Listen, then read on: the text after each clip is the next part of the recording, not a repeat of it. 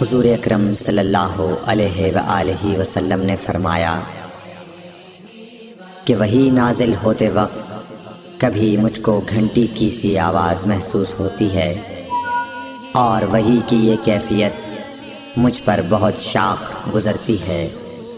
جب یہ کیفیت ختم ہوتی ہے تو میرے دل و دماغ پر اس فرشتے کے ذریعے نازل شدہ وحی محفوظ ہو جاتی ہے، اور کسی وقت ایسا ہوتا ہے کہ فرشتہ بشکل انسان میرے پاس آتا ہے اور مجھ سے کلام کرتا ہے، پس میں اس کا کہا ہوا یاد رکھ لیتا ہوں۔ صحیح بخاری حدیث نمبر 2۔